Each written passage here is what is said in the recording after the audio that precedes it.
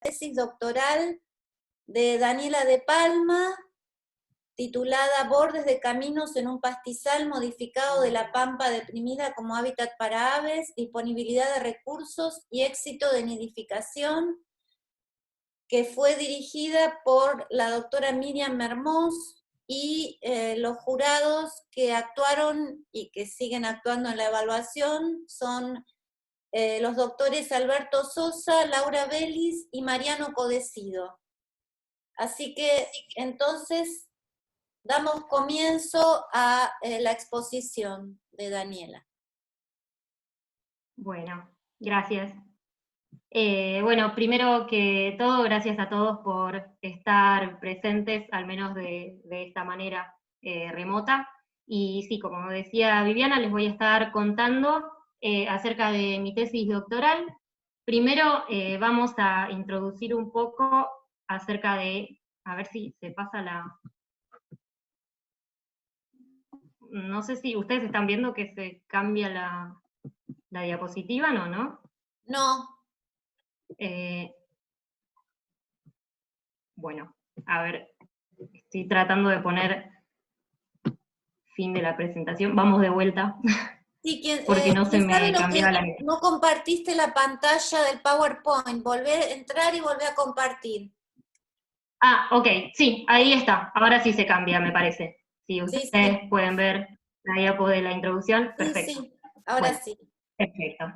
Muy bien, bueno, para introducir un poco acerca de lo que es la temática de los bordes de caminos, en la actualidad, como todos sabemos, los ecosistemas del mundo están cada vez más modificados por las actividades humanas, y esto provoca un proceso de pérdida de hábitat para las especies asociadas a ellos. Esta pérdida de hábitat ha despertado el interés en estudiar a los distintos fragmentos de hábitat que todavía persisten en los paisajes modificados como herramientas de conservación de la biodiversidad. En este contexto, los bordes de campos y de caminos ofrecen una ventaja, ya que son en realidad redes de fragmentos interconectados que son capaces de cubrir grandes extensiones del paisaje. Hay una gran cantidad de especies que aprovechan a los bordes según la bibliografía, entre ellas especies de invertebrados, mamíferos y aves, y las aves son un grupo, en este sentido, ampliamente estudiado, que obtiene diversos recursos de los bordes, como la cobertura de escape, sitios de alimentación y sitios de nidificación. El reconocimiento de los bordes de campos y caminos como remanentes de hábitat ha dado lugar al desarrollo de distintos planes de conservación de bordes para evitar que desaparezcan eventualmente en distintos paisajes modificados de Norteamérica, Europa y Australia. Y además en estas regiones se han realizado estudios para determinar qué características de los bordes afectan la abundancia y el éxito de nidificación de las aves que los utilizan, y los hallazgos de estos estudios han sido utilizados para elaborar planes de manejo que permiten incrementar el valor de conservación que poseen los bordes. En el caso de la pampa deprimida de Argentina, esta región también está modificada como los paisajes que mencionábamos anteriormente, principalmente por la ganadería y la agricultura, y ambas actividades tienen impactos negativos sobre las aves de la región, ya que implican elevados riesgos de depredación y escasez de recursos. Sin embargo, en esta región no se poseen en la actualidad planes de conservación o manejo de bordes. De hecho, los bordes de esta región son generalmente cortados o fumigados con fines estéticos, o incluso alquilados a entidades privadas para ser sembrados y aumentar la producción agraria. Por eso, el objetivo de esta tesis fue estudiar a los bordes de caminos como hábitat para aves e identificar factores ambientales que podrían maximizar su valor de conservación en un pastizal modificado de la pampa deprimida. Los objetivos particulares fueron describir el hábitat que ofrecen los bordes a las aves, describir la comunidad de aves presente en los bordes, determinar qué factores ambientales influyen sobre los atributos de esta comunidad y determinar qué factores ambientales influyen sobre el éxito de nidificación de estas aves. Pasando a la metodología general, El trabajo de campo de la tesis se realizó en el partido de General Madariaga, dentro de la Pampa Deprimida, que es la zona que se ve en gris oscuro en la figura, en 7 caminos. 6 de ellos eran caminos rurales y uno era un camino pavimentado de un carril por mano que se ve en azul.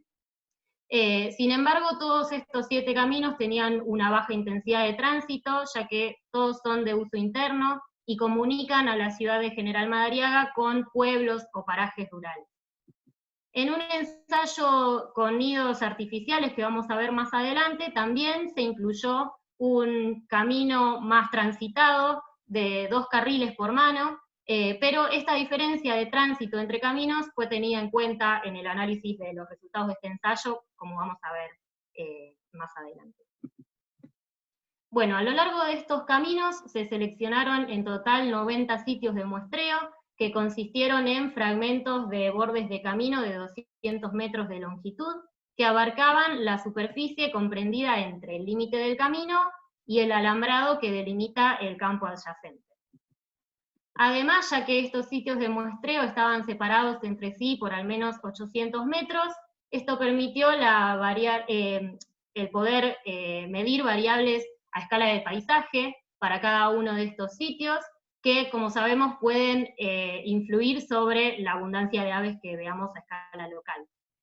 La medición de variables de paisaje se hizo trazando con Google Earth un círculo alrededor de cada uno de los sitios de 400 metros de radio, y dentro de ese círculo se cuantificaron las distintas coberturas de los distintos tipos de vegetación y usos de la tierra. Ahora sí vamos a ver en más detalle el desarrollo de cada uno de los objetivos particulares de la tesis y sus resultados. Primero pasamos a la descripción del hábitat de los bordes. Para llevar a cabo este objetivo se realizaron muestreos de vegetación en los bordes de caminos y muestreos de alimento, que consistieron en estimar la oferta de invertebrados y semillas. Los muestreos de invertebrados se realizaron colocando trampas de caída y utilizando redes de mano, como se ven en las fotos, y las semillas también se contabilizaron su oferta sobre la vegetación y en muestras de suelo. Además también se estimó la oferta de flores, que al influir sobre la oferta de invertebrados constituye una oferta de alimento indirecta, y además es una variable muy tenida en cuenta en general en otros manejos de bordes de otras regiones del mundo. Todos estos muestreos se realizaron tanto en primavera como en invierno. Y pasando un poco a los resultados, vimos que en los bordes de caminos estaban presentes los ambientes de pastizal, humedal y bosque típicos de la Pampa Deprimida. El ambiente de pastizal fue el más abundante, y algunos de los sitios de muestreo mostraban incluso un 100% de cobertura de pastizal, pero también otros sitios mostraban no solo pastizal, sino también humedales bastante extensos, o pastizal y bosque, o incluso los 3 ambientes de manera simultánea, y esto se debe a la estructura de los bordes de caminos y cómo han sido creados. Además, dentro de cada uno de estos ambientes de pastizal, humedal y bosque, distinguimos distintas estructuras de la vegetación, y se vio que la mayoría de estas estructuras estaban dominadas por especies vegetales nativas, como las cortaderas en el ambiente de pastizal, los juncos y las totoras en el ambiente de humedal, y los talas en el ambiente de bosque. Al comparar la estructura de la vegetación entre primavera e invierno, se vio que la estructura se mantiene relativamente constante. A diferencia de la vegetación, la oferta de alimentos sí cambió estacionalmente, y pudimos ver que disminuye marcadamente durante el invierno. Como se puede ver acá, las barras blancas simbolizan la oferta de invertebrados, semillas y flores durante el invierno, y fue siempre bastante menor que la oferta durante la primavera, que son las barras grises. Bueno, si bien se comprobó en el objetivo anterior que en cierta medida los bordes de caminos presentan a los ambientes de la Pampa Deprimida y ofrecen alimento, es necesario también describir a la comunidad de aves que está presente en ellos, para ver efectivamente en qué medida son utilizados por las aves. Para eso, durante el año 2015 se realizaron muestreos de aves todo ese año. El método utilizado para muestrear aves fue el de puntos de conteo. Se realizaron en cada uno de los sitios 2 puntos de conteo por estación. Y además, durante el pico de la temporada reproductiva, se realizaron observaciones comportamentales de los individuos para determinar las maneras específicas en las que las aves utilizan los bordes. En estos análisis, cada individuo observado fue considerado como una unidad de muestreo. Pasando a los resultados, durante todo ese año se registraron en total 106 especies de aves, que representan aproximadamente el 60% de las especies descritas para el área de estudio. Además, luego lo que hicimos fue, en base a bibliografía, determinar qué ambientes utilizaba cada una de las especies registradas en los bordes, y esto se registró en una tabla. Y en base a esta clasificación, podemos decir que la mayoría de las especies de esta comunidad son especies especialistas, ya que según la bibliografía utilizan solamente ambientes de pastizal o humedal o de bosque. Aproximadamente 1/3 de las especies son aves que utilizan 2 ambientes de manera complementaria, como aquellas que nidifican en árboles, pero se alimentan en pastizal, y poco más del 10% de las especies son aves generalistas que pueden ser observadas prácticamente en cualquier tipo de ambiente. También en base a bibliografía se registró la dieta de cada una de las especies registradas en los bordes, y se identificaron 2 gremios alimenticios de aves que consumen exclusivamente invertebrados o semillas, es decir, aves insectívoras o granívoras. Además, se realizó un análisis estacional para ver posibles variaciones de la riqueza y la composición de las especies de esta comunidad a lo largo del año. A partir de ahora, la riqueza y la composición las vamos a ver indicadas con estos 2 símbolos. Para la riqueza, lo que vimos es que si bien se mantiene alta a lo largo de todo el año, como se puede ver en los valores de riqueza observada que están a la izquierda, al comparar estadísticamente la riqueza entre estaciones, pudimos ver que para una misma cantidad de individuos, la curva de rarefacción de la primavera, que es la curva celeste, fue mayor que la del invierno, que es la curva roja, ya que sus intervalos de confianza no se solaparon. Es decir, que la riqueza de especies de aves es menor en invierno y mayor en primavera.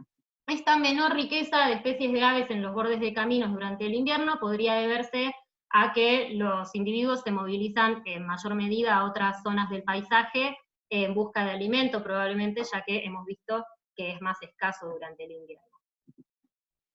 Bueno, la composición de especies también varió estacionalmente, al igual que la riqueza, ya que como vemos acá, la abundancia de especialistas de pastizal disminuyó hacia el invierno, no solo la abundancia relativa que se muestra en el gráfico, sino también la abundancia por sitio, como vimos en los modelos estadísticos que compararon la abundancia de especies por sitio. Los insectívoros aéreos también disminuyeron en abundancia hacia el invierno, aunque los insectívoros de superficie mostraron el patrón opuesto. Y finalmente, las observaciones comportamentales. En estas observaciones pudimos observar el comportamiento de 306 individuos en total, que pertenecían a las 10 especies más abundantes de esta comunidad, que están acá esquematizadas. Y cuando registramos los comportamientos específicos de cada uno de estos individuos, vimos que las aves utilizan a los bordes de caminos como refugio, sitios de alimentación y sitios de nidificación. En este sentido, vimos que todas las especies observadas que construyen nidos, es decir, excluyendo a Molotrus bonariensis, que es un parásito de cría, todas ellas fueron observadas construyendo o defendiendo nidos en los bordes. Bueno, y luego de esta parte descriptiva del hábitat de los bordes y la comunidad de aves que los utiliza, también es importante determinar aquellos factores que influyen sobre el valor de conservación de estos hábitats. Por eso el tercer objetivo fue estudiar a los factores ambientales relacionados con los atributos de la comunidad de aves en los bordes de caminos. Bueno, para esta parte se tuvieron en cuenta ciertas variables que suelen tener un efecto sobre la riqueza y la composición de especies de aves en los fragmentos de hábitat. En general, según la bibliografía, la riqueza de especies de aves en los fragmentos de hábitat suele verse aumentada por la heterogeneidad ambiental, ya que los distintos ambientes favorecen la presencia de distintas especies asociadas a ellos, y también la presencia de especies que utilizan más de un ambiente. A escala de paisaje, la riqueza aumenta con la cantidad de hábitat disponible para las aves en el paisaje, que favorece la abundancia y la dispersión de los individuos. Y en este sentido, la cantidad de hábitat aumenta con las zonas seminaturales del paisaje, ya que en aquellas zonas más modificadas, como los cultivos o los campos muy pastoreados, la mayoría de las especies de aves no son capaces de obtener recursos. En cuanto a la composición, también depende de varios factores a escala local y de paisaje. En general, la composición es afectada por la estructura de la vegetación, ya que las distintas especies seleccionan distintos ambientes y también dentro de cada uno de estos ambientes distintas estructuras de la vegetación para alimentarse o nidificar, de un modo jerárquico. Y a escala de paisaje también, las distintas especies seleccionan distintas zonas del paisaje que les ofrecen recursos y que favorecen su movilidad, y las características de este mosaico del paisaje, por lo tanto, afectan o determinan qué especies van a llegar a un determinado fragmento de hábitat. En base a todos estos antecedentes, entonces, se formularon dos hipótesis. Para la riqueza se hipotetizó que tanto en primavera como en invierno la heterogeneidad ambiental a escala local y la cantidad de hábitat disponible para las distintas especies en el paisaje aumentan la riqueza de aves en los bordes de caminos.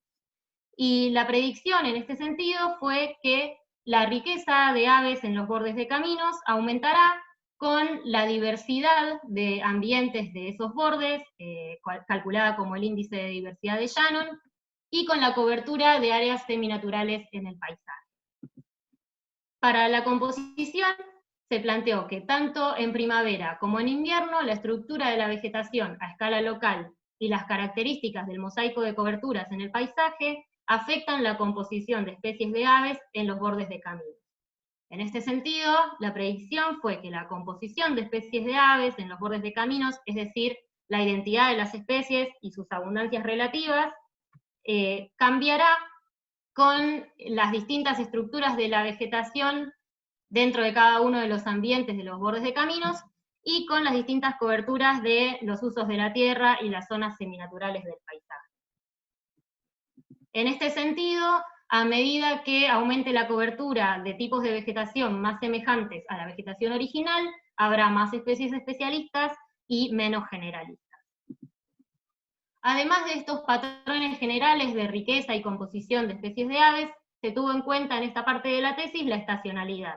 Es decir, que la oferta de recursos y los requerimientos de los individuos varían entre invierno y primavera. En invierno, en general, las aves son menos selectivas en cuanto a los tipos de vegetación que utilizan, y ya que el alimento es más escaso, suelen relacionarse más con la oferta de alimento. Por eso se formularon otras dos hipótesis. La primera es que las aves utilizan los bordes de caminos en la medida en que estos presentan estructuras de la vegetación semejantes a su ambiente, a escala local y de paisaje, especialmente en temporada reproductiva. Y la predicción en este sentido fue que la abundancia de las aves especialistas de pastizal, humedal y bosque aumentará a medida que aumente la cobertura de su ambiente a escala local y de paisaje en los bordes de caminos. Y que la relación será mayor en primavera que en invierno, es decir, la relación de las aves con su ambiente según los coeficientes de los modelos estadísticos van a ser mayores durante la primavera. La segunda hipótesis fue que las aves utilizan los bordes de caminos en la medida en que estos ofrecen alimento, especialmente en época no reproductiva. Y lo que se predijo fue que la abundancia de aves insectívoras y granívoras aumentará a medida que aumente la abundancia de invertebrados y semillas, respectivamente, y que estas relaciones serán mayores en invierno que en primavera. Pasando a la metodología, para poner a prueba todas estas hipótesis, se realizaron muestreos de aves, vegetación y alimentos de la misma manera que se describió antes para los objetivos anteriores, tanto en primavera como en invierno. Luego se realizaron modelos, una serie de modelos lineales y análisis multivariados, en donde las variables respuestas fueron los distintos atributos de la comunidad de aves, es decir, la riqueza, la composición y la abundancia de grupos, y las variables predictoras fueron los distintos factores ambientales que se midieron. Y ahora sí vamos a ver los resultados de esta parte de la tesis.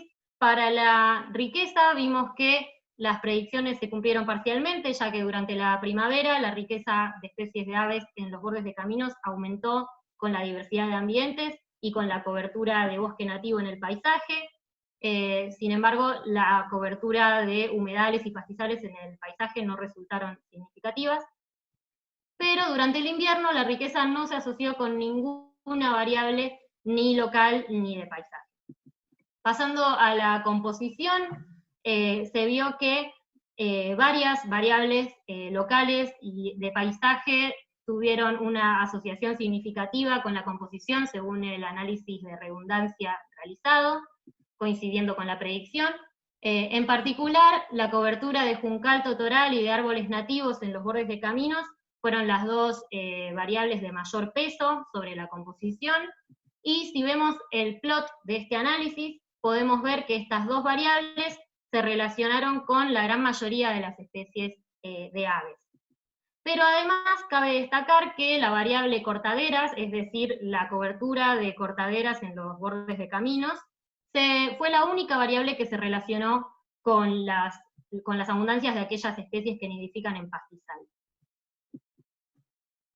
La composición de especies de aves durante el invierno mostró un patrón similar al de la primavera, solo que en esta ocasión ninguna variable de paisaje tuvo un efecto significativo según el análisis de redundancia. Además, durante el invierno, las cortaderas fueron la variable de menor peso, según el análisis, y esta menor relevancia de las cortaderas para la composición de especies de aves durante el invierno podría deberse a que estas estructuras son principalmente utilizadas como sitios de nidificación por las aves, y por lo tanto su importancia sería mayor durante la temporada reproductiva. Bueno, y pasando a la abundancia de las aves especialistas de los distintos ambientes, se vio que para las aves especialistas de humedal y de bosque, las predicciones se cumplieron en cierta medida, ya que la abundancia de especialistas de humedal y bosque aumentó con la cobertura de sus ambientes a escala local y de paisaje, excepto en invierno, porque ya las variables de paisaje no resultaron significativas. En cambio, para las especies de pastizal, se vio que su abundancia durante la primavera no se relacionó con ninguna variable, ni con su ambiente, ni con ningún otro ambiente, y durante el invierno estas especies únicamente se relacionaron positivamente con la cobertura de árboles nativos en los bordes de caminos. En este sentido, podría ser que los árboles nativos les provean sitios de alimentación o nidificación a estas aves durante el invierno. Y finalmente, pasamos a la abundancia de gremios alimenticios. Se vio que, en general, la abundancia de gremios no se asoció con la oferta de su alimento, excepto en invierno, cuando la abundancia de aves granívoras se asoció positivamente con la oferta de semillas en pie, coincidiendo con la predicción, y sugiriendo que la oferta de semillas podría ser limitante durante esta época del año. Bueno, luego de ver aquellas variables relacionadas con la abundancia de aves en los bordes de caminos, resulta también necesario ver aquellas que están relacionadas con el éxito de nidificación. Por eso pasamos al último objetivo de la tesis, que era estudiar factores ambientales relacionados con el éxito de nidificación de las aves en los bordes de caminos.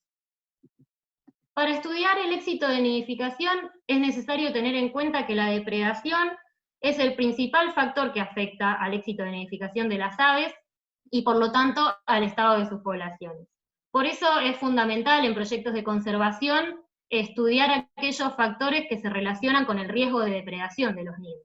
Sin embargo, hay que tener en cuenta cuáles son los depredadores del área de estudio, ya que la depredación por parte de distintos animales es afectada por factores ambientales diferentes.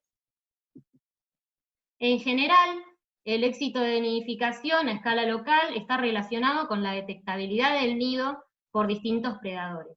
En este sentido, la detectabilidad por parte de depredadores visuales como las aves aumenta con la cercanía del nido a perchas, ya que las aves pueden utilizar las perchas como sitios desde donde avistan a los nidos. En cambio, la detectabilidad por parte de depredadores no visuales como los mamíferos está más relacionada con la altura del nido. En este sentido, cuanto más alto es el nido, los mamíferos tienen menos acceso a él y lo detectan en menor medida. También a escala de paisaje, el éxito de nidificación depende de la cantidad de recursos que haya disponible para los depredadores en el paisaje. Y en este sentido, aquellos depredadores que son más generalistas encuentran recursos en distintas zonas modificadas del paisaje, como los cultivos, y en cambio, aquellos depredadores más especialistas están más asociados con la cobertura de arboledas en el paisaje. Por eso, en esta parte de la tesis, lo que se intentó hacer fue, en primer lugar, una identificación de los depredadores presentes en los bordes de caminos, y luego evaluar el efecto de las distintas variables ambientales sobre el éxito de nidificación, que va a depender de cuáles son los depredadores del área. En este sentido, se elaboró una hipótesis, que es que el éxito de nidificación de las aves en los bordes de caminos es afectado negativamente por la detectabilidad de los nidos y por las zonas del paisaje que ofrecen recursos a los depredadores. Y la predicción fue que la supervivencia de los nidos aumentará a medida que aumente la altura del nido, la distancia del nido a perchas, la complejidad estructural alrededor del nido y la superficie del parche de vegetación en donde se ubique el nido. Y la supervivencia de los nidos disminuirá a medida que aumente la superficie ocupada por cultivos y arboledas en el paisaje.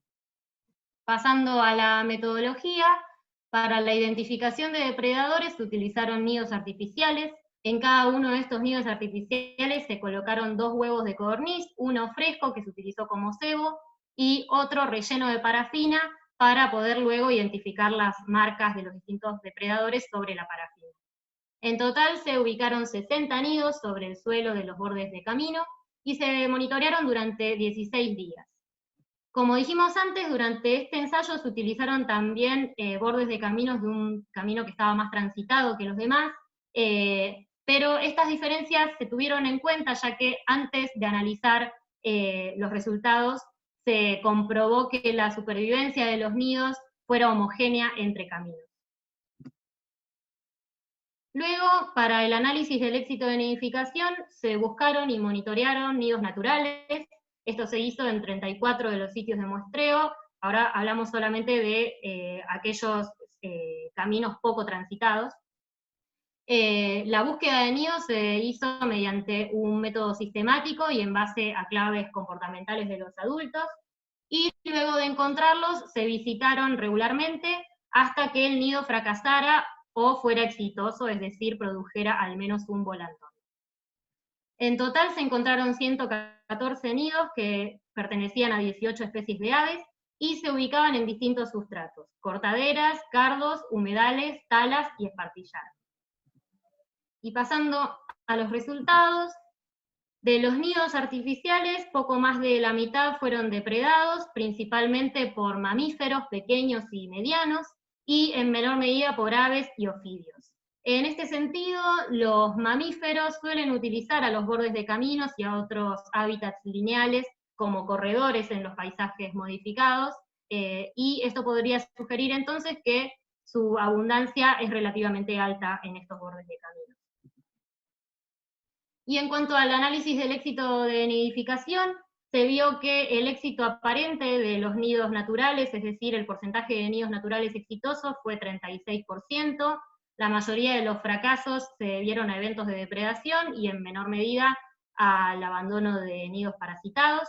También se calculó una tasa de supervivencia diaria mediante un modelo estadístico de Schaffer, que a diferencia del éxito aparente, tiene en cuenta los distintos tiempos de exposición de cada uno de los nidos y las distintas fechas en las que cada nido fue encontrado. Y se vio que esta tasa de supervivencia diaria no difirió entre los distintos sustratos en los que se ubicaban los nidos. Por eso se hizo un único análisis de éxito de nidificación para todos los nidos, en el cual se incluyó a la especie de ave como factor aleatorio. Y se vio, según este modelo, que la supervivencia de los nidos naturales aumentó con la altura del nido. También tendió a disminuir con la mayor distancia al árbol más cercano, pero esta variable no resultó relevante estadísticamente. El efecto positivo de la altura del nido sobre su supervivencia coincide con la predicción y además podría indicar que los nidos naturales también fueron principalmente depredados por mamíferos y que la altura de la vegetación podría ser un factor a tener en cuenta para favorecer el éxito de nidificación. Finalmente también se comparó la estructura de la vegetación alrededor de nidos que habían sido depredados y no depredados para ver si había alguna diferencia. Esto se hizo de manera separada para nidos que se ubicaban en sustratos de pastizal, humedal y bosque, y solamente se encontraron a la depredación. Se vio en este sentido que aquellos nidos ubicados en sustratos de pastizal que habían sido depredados tenían a su alrededor mayor cobertura del juncal totoral que aquellos que no habían sido depredados. Esto podría sugerir que a los depredadores que vienen del pastizal se les sumen aquellos depredadores que vienen del humedal y pueden acceder a los nidos de pastizal fácilmente. Causando un efecto de depredación aditiva entre los depredadores de pastizal y humedal. Bueno, con eso concluyen todos los resultados de cada uno de los objetivos particulares de la tesis, y podemos ahora pasar a las consideraciones finales de esta tesis. En primer lugar, a modo de recapitulación de los resultados, se vio que en los bordes de caminos de esta región están presentes en cierta medida los ambientes de pastizal, humedal y bosque de la pampa deprimida, que estos bordes son utilizados por gran parte de las aves de la región durante todo el año, incluso como sitios de alimentación y nidificación. También se vio que la diversidad de ambientes en estos bordes está relacionada con una mayor riqueza de especies de aves que los utilizan, y además, si bien durante la primavera la vegetación resultó muy importante para la comunidad de especies de aves, en especial aquellas variables de vegetación nativa como los talas y las cortaderas, durante el invierno también la oferta de semillas podría ser un factor fundamental para las aves granívoras. En cuanto al éxito de nidificación, pudimos ver que probablemente haya una considerable abundancia de depredadores mamíferos en los bordes, y que los nidos construidos en los bordes podrían estar expuestos a una presión de depredación por mamíferos. Además, si bien vimos antes que la riqueza de especies de aves se vio favorecida por la diversidad de ambientes en los bordes, el éxito de nidificación de las aves de pastizal podría ser mayor en bordes de caminos que sean franjas de pastizal puras, y menor en franjas más diversas. Y en base a estos resultados podemos elaborar algunas recomendaciones. En primer lugar, dada la importancia que tienen los bordes de caminos para las aves de esta región, se recomienda su protección, es decir, que no sean removidos para aumentar la superficie de los campos, como suele ocurrir en esta región, y que tampoco sean utilizados para el pastoreo, como también pasa. Además de proteger a los bordes, podrían elaborarse tareas de restauración, como se hace en otras regiones del mundo. Esto podría consistir en aumentar la oferta de flores y semillas durante el invierno, que hemos visto que es bastante más baja que durante la primavera. También se recomienda que en época reproductiva los manejos que se hacen en los bordes, como el corte de la vegetación, se reduzcan a los mínimos requeridos por razones de seguridad vial, y esto evitaría que se destruyan muchos nidos, y además permitiría que la vegetación crezca y brinde sitios de nidificación más elevados para las aves. También el manejo de bordes debería tenerse en cuenta en conjunto con los de otros relictos de hábitat en el paisaje, ya que como hemos visto, el hábitat del paisaje también influye sobre la comunidad de aves que utiliza los bordes. En este sentido, sería interesante en un futuro estudiar no solo la superficie de hábitat total en el paisaje, como se hizo en esta tesis, sino también tener en cuenta el tamaño y la forma de los parches de hábitat en el paisaje, que podría brindar información muy útil a la hora de elaborar pautas de manejo. Por último, una medida inmediata y concreta sería proteger a los bordes en el plano legal, ya que actualmente la ley avala el uso de los bordes y que sean alquilados e incluso sembrados, y también en la actualidad hay muchos organismos que están pidiendo la derogación de esta ley, y estos organismos y también esta tesis en sí misma sostienen que preservar los bordes de caminos es fundamental para preservar la heterogeneidad del paisaje de la región pampeana. Y bueno, eso es todo. Muchas gracias por haber...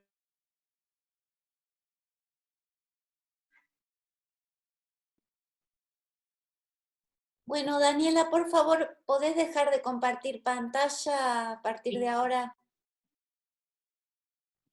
A ver si... ahí no estaría, no entro... ¿Acá? No. Creo que está atrás de... ahí está, perdón. Ahora sí. Bueno, bárbaro. Entonces, damos comienzo a las preguntas de los jurados y, a ver, no sé quién quiere empezar, por eso los invito a que prendan sus cámaras y sus micrófonos, los tres jurados. Bueno, yo no sé si se me escucha. Sí. Sí. Bueno, en primer lugar, felicitarte. Ya lo había hecho cuando te hice la devolución de la tesis. Me pareció un trabajo muy interesante, sobre todo en un tipo de ambiente que no está muy estudiado, al menos no en Argentina, y mucho menos en un área tan modificada como es toda la ecorregión Pampa en general. Con datos que, bueno, creo que serán los primeros datos para ese tipo de ambiente. Sí hay información y bibliografía en otros países, pero acá he visto muy poco, lo cual por ese lado, bueno, te felicito, porque realmente ha sido un trabajo a mi criterio y por lo que suelo ver, me pareció muy interesante, como ya traía en la tesis. Después, algunas pocas preguntas, pero voy a empezar y después dejaré al resto de los jurados, así no los aburro.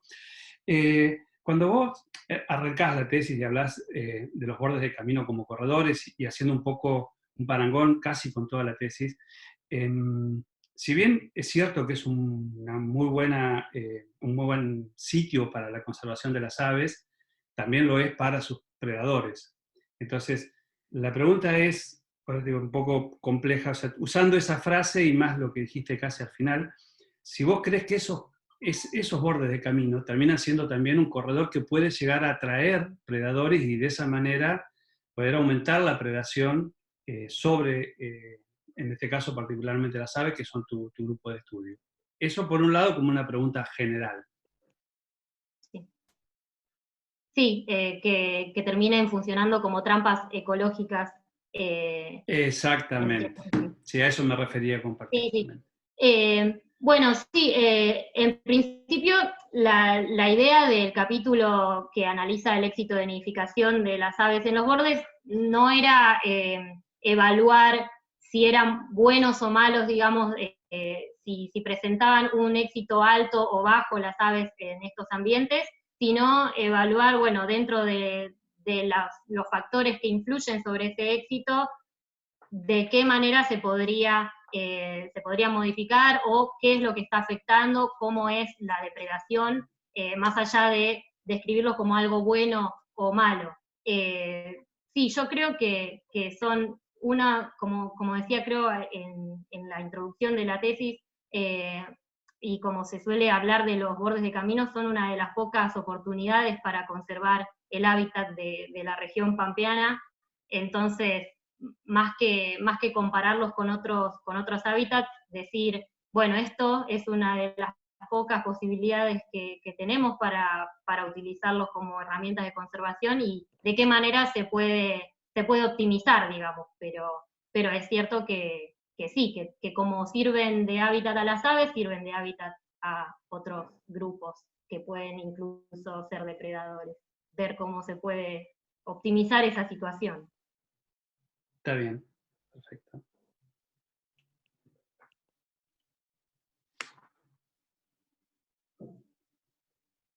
Dejo espacio si quiere otro jurado mientras leo mis notas.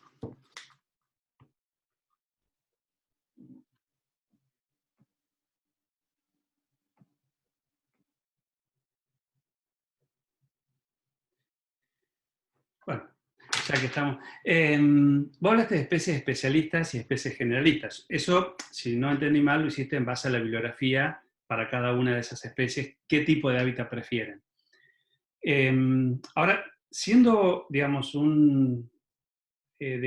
estos bordes de camino, una serie de hábitats muy pequeños y muy unidos entre sí, es decir, en un corto espacio tenés hasta quizás los 3 hábitats. ¿Vos viste en algún momento que puede existir el intercambio, o sea, que el especialista en pastizal, por ejemplo, sería ahí algunas especies como, por ejemplo, vamos concretamente a se me fue el nombre científico, Invernaga platensis, que es de pastizal, Sí. pero también se puede alimentar en los árboles. O, digamos, porque una cosa es, digamos, yo lo puedo ver eventualmente si salgo al campo acá cerca de donde yo vivo, pero una cosa es verlo y otra cosa es realmente contactar que el animal puede, o sea, en este caso a las aves, puede estar usando su sitio predilecto, por decirlo de una manera, en el caso de pastizal, que pueden estar nidificando, etcétera, y usar los otros ambientes como alimentación o eventualmente haciendo algún tipo de vuelos o de entradas exploratoria y posibilidad de que puedan llegar a ocupar efectivamente, no sé si hacer un nido, pero sí ocupar efectivamente ese otro ambiente. tratamiento de lo que sería en su hábitat normal, donde abundan los pastizales. Sí, bueno, justo esa parte de resultados no puse esos gráficos en la tesis, en la defensa, pero sí, yo en la tesis analicé los tipos de comportamientos que hacían las especies más abundantes entre las que estaba Invernagra platensis, y además de analizar los distintos comportamientos, registramos los distintos ambientes o los distintos sustratos que cada una de las especies usaba. Y sí, muchas de las especies que observé que estaban clasificadas como especialistas, sí las vi, por ejemplo, alimentándose o usando como percha o como sitio para hacer display u otros tipos de uso, por ejemplo, a los árboles o otros ambientes.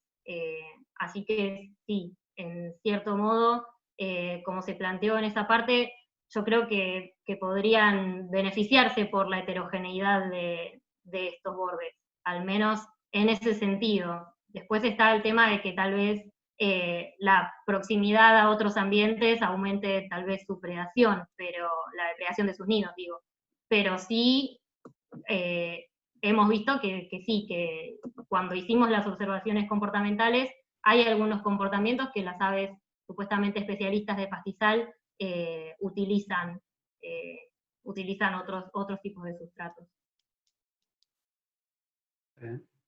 Bueno, cuando hablas de la disminución de las aves en primavera, habría que agregarle ahí que muchas de ellas deben ser migratorias, y varias de ellas. O sea, eso también hace que en invierno baje la densidad. Y esta es una pregunta, creo que no está en la tesis, pero por ahí sí lo observaste, y creo que si algún día pensás seguir con este tipo de estudio puede ser un punto importante, es en invierno si lograste ver bandadas mixtas. Sí, sí, hemos visto. Por ejemplo, de pecho amarillo, con otras especies hemos visto, como varillero de ala amarilla, ahora que me acuerdo, y probablemente también otras. Hemos visto, sí, mucha acumulación de especies, de individuos de distintas especies en el invierno, que andan todos juntos. Claro, pues o sea, si bien hay algunos estudios, sobre todo para selva paranaense, creo que hay algunos en Yunga, es muy interesante tratar de detectarlas en invierno porque es una forma de conservación de las especies, o sea, son parte de su estrategia antipredatoria y de mejor búsqueda de alimento. Y no hay muchos estudios en zonas o en áreas semiáridas, pensando en lo que tengo yo cerca, y mucho menos, obviamente, en ese tipo de ambiente. Creo que es además de muchas otras preguntas que a mí se me ocurren a partir de haberte escuchado, de haber leído la tesis, que por eso también, digamos, creo que es muy bueno como para seguir investigaciones en ese ámbito y apoyar lo que yo creo que hace rato debería estar haciéndose, que es la conservación de los ambientes, no solo en los caminos, sino también en las áreas de los alambrados, cercanos a las áreas digamos, del límite de campo. Bueno, por mi no tengo más preguntas, salvo que me surja alguna después de escuchar al resto de los jurados. Así que yo de mi parte te agradezco. No, gracias. ¿Sigo yo? Sí, seguí vos, Bueno, Laura. buenísimo. También te quiero felicitar, me gustó mucho el trabajo, me gustó mucho la presentación, muy clara la redacción de la tesis. Me parece que hiciste un estudio muy exhaustivo, como yo te había puesto por la evaluación que te mandé a escala local, y me quedaba a mí, como tengo el corazón en el paisaje, un poquito como más las preguntas orientadas para ese lado, de por qué no elegiste matriz, por ejemplo, por evaluar, o por qué alguna otra variable de las clásicas, ¿no? Sin hacer cosas demasiado sofisticadas a nivel de paisaje, como para evaluar el impacto en las comunidades de aves o en las especies esas en particular donde vos hacías análisis focales.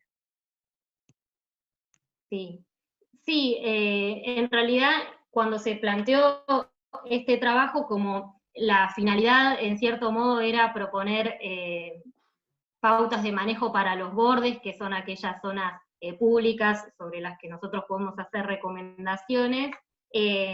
Sí, es verdad que se le dio como más foco a lo local que al paisaje, y aquellas variables de paisaje que incluí fueron como a fin de contemplar el efecto del paisaje, que sin duda existe cuando uno analiza los bordes de caminos. Sí creo que es interesante igual también tener en cuenta, como bueno, lo pusimos también al final de esta presentación, otras variables como las que vos me sugerías, que hablan más de la fragmentación y de la fisonomía del paisaje, como la forma y el tamaño de los distintos parches que hay alrededor, que también deben ser muy importantes y que probablemente, como hemos visto también en el campo, las aves los utilizan al igual que utilizan los bordes de caminos. Yo intenté incluir aquella variable que, según leí, era la cantidad de hábitat, se correlacionaba mucho con la forma de los fragmentos, con el tamaño y con la distancia entre fragmentos de hábitat, que resulta ser una variable predictora bastante fuerte y que está bastante correlacionada con todas las demás, así que a la hora de elegir, ya que tenía muchas variables a escala local y al paisaje no se le iba a dar tanto peso, bueno, me quedé con esa, que para mí, o según lo que leí, era la predictora, digamos, más fuerte, que estaba como detrás de esas otras variables.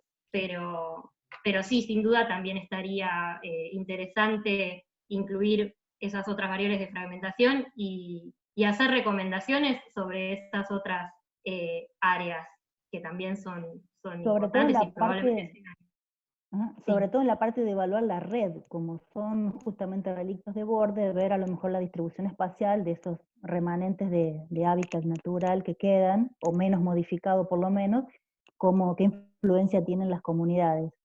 Y otra cosita, así como pensando en voz alta y viendo las fotos, que eso es bastante heterogéneo, a pesar de que cuando uno fija una categoría de hábitat, mete en esa bolsa de bosque, pastizal y arbustal o ambientes de humedal, muchas cosas. Por ahí, si tenés ganas, si les interesa o continuar, a lo mejor discriminar un poquito eso usando, no sé, algo simple, como no solamente tamaño y forma, sino el NDVI, o un coeficiente de variación de NDVI que te puede dar un poco la heterogeneidad del verdor que tengas ahí, y puedes desmenuzar un poco esa heterogeneidad que está dentro de cada una de estas coberturas. Y por ahí esta escala te puede ayudar a ver si hay alguna respuesta a nivel comunidad o a nivel de alguna especie en particular que te interese, digamos, ¿no? Como algo fácil, relativamente fácil y rápido para tener un datito un poquito más profundo. Y bueno, nada, me gustó mucho el trabajo, me gustó mucho lo que hicieron con los predadores, con poner los nidos artificiales, me gustó mucho la evaluación, de nuevo, mucho trabajo de campo, así que bueno, felicitaciones. Y nada más de mi parte. Bueno, muchas gracias. Gracias por las sugerencias. De nada.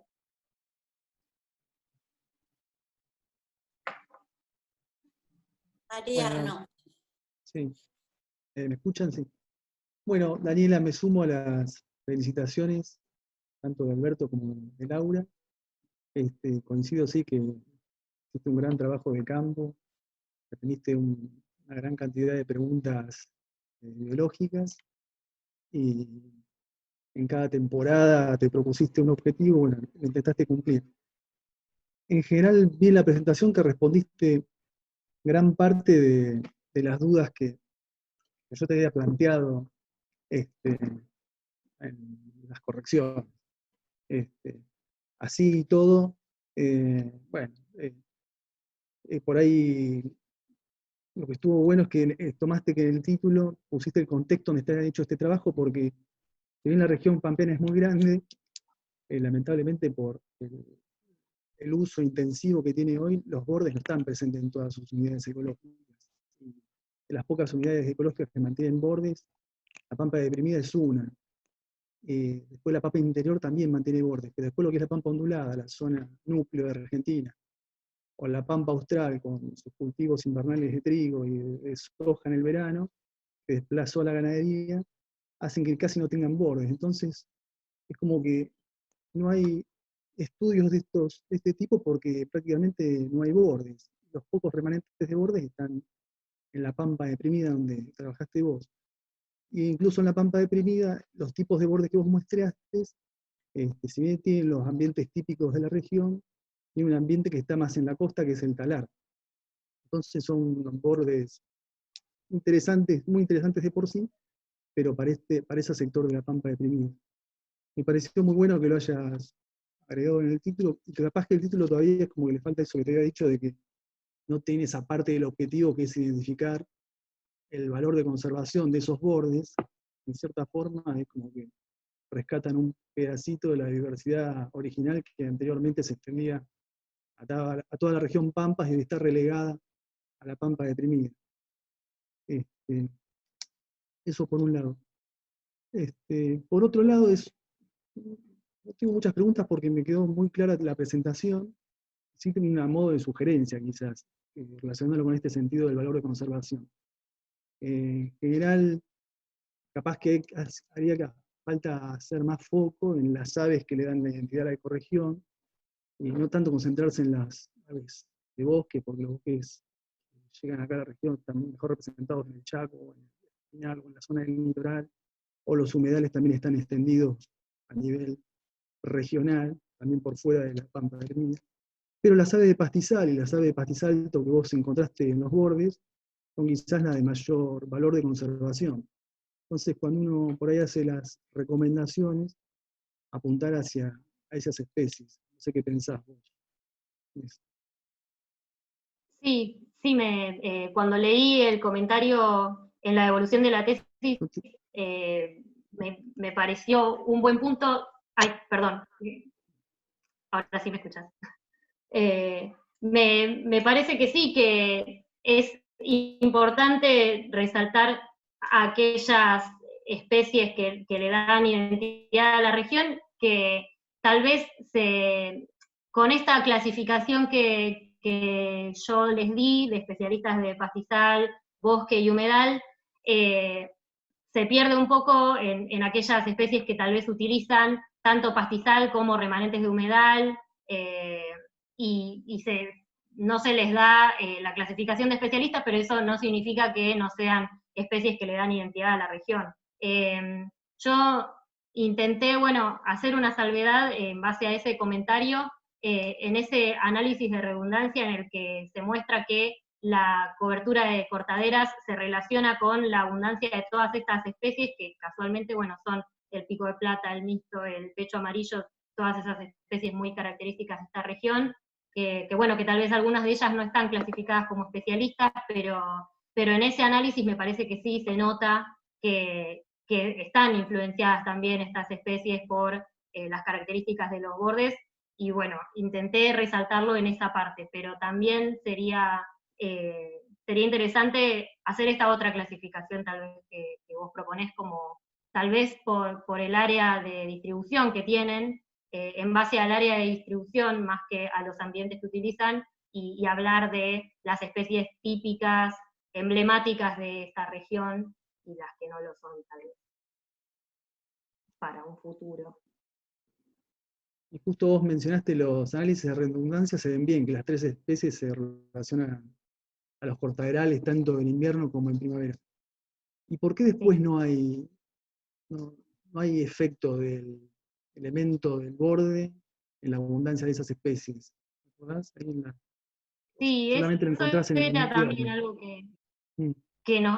que nos preguntábamos con Miriam, y bueno, que también lo propusieron distintos jurados, que podía ser que tal vez estas especies que yo clasifico como especialistas de pastizal utilicen también puramente ambientes de pastizal, pero tal vez sean capaces de utilizar aquellos pastizales del paisaje, aunque estén sometidos a ganadería, digamos, que en ese sentido tal vez son especialistas de pastizal porque no utilizan otro tipo de ambiente, pero tal vez no estén tan asociadas a los pastizales conservados como los de los bordes de caminos o los de otros relictos de cortaderales, por ejemplo, en el paisaje, sino que también puedan utilizar los campos más o menos pastoreados. Tal vez por eso no vimos una relación con las estructuras que se midieron. Eso es lo que, en base a los comentarios que me han hecho, pienso que puede estar pasando. Sí, yo tuve esa percepción a nivel regional cuando trabajé con mi tesis en diferentes unidades ecológicas, también muestreaba en bordes de caminos, y sí, se veía que los lugares más agriculturizados, que tenían pequeños bordes de caminos con cosas parecidas al pastizal, ahí se encontraban las especies de pastizal. Y al revés, lo que estás planteando vos, en lugares donde hay más oferta de pastizal en el paisaje, esas especies tienden a aparecer menos en los bordes. ¿Sí? Yo comparto esa visión. Y es un poquito como extendible a otra escala. Y bueno, por mi parte no tengo nada más. Te vuelvo a felicitar, fue muy clara la presentación. La mayor parte de las cosas que te había marcado las corregiste o de alguna forma las justificaste. Así que, bueno, felicitaciones tanto a vos como a tu directora, como a Miriam. Muy buena la tesis, me gustó mucho. Muchas gracias. Bueno, entonces ahora lo que vamos a hacer es todos se retiran de la reunión, vos, Daniela, Miriam y todos los invitados, y solo nos quedamos los 3 jurados y yo, y vuelvan a conectarse en un par de minutos porque igual los voy a dejar en sala de espera hasta que termine de discutir el jurado la nota. Y después, cuando volvés a entrar, le hacemos la devolución. Bueno, muchas gracias.